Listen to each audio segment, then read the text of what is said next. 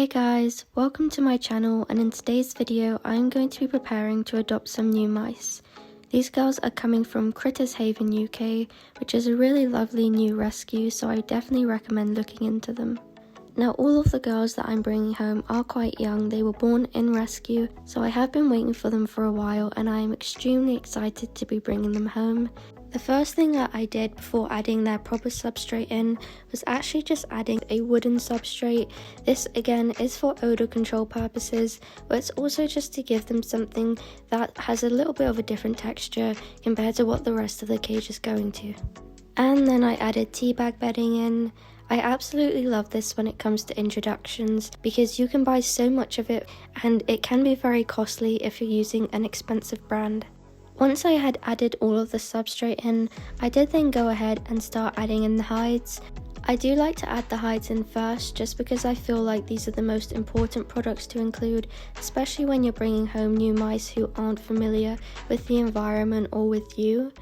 I do always like to have one hide per mouse just in case they decide they don't want to sleep with each other or anything like that.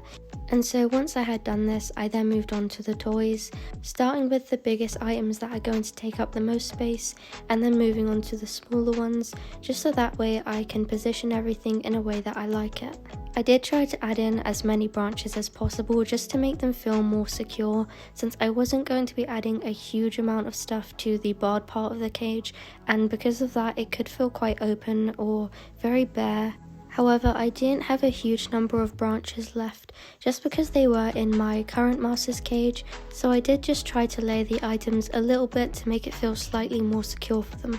And of course, not only did I add two 10.5-inch wheels, but I also added a ton of sprays and a ton of herbs in, just so that way they've got a lot to keep them busy and a lot of different ways to get their energy out.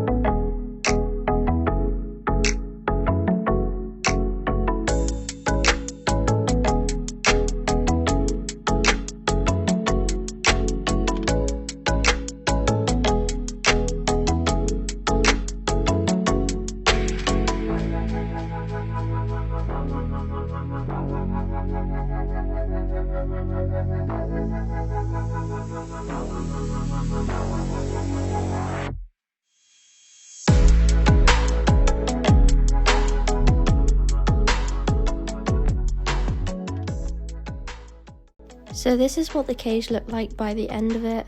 Obviously I haven't done a really in-depth tutorial as to everything that I chose to add in, and I did also make a few small changes off camera, but this is what they're going to be living in for the next few weeks, and so I hope that they like it, and if they don't then I can always make some changes once they're here, so that way it's a bit more suitable for them.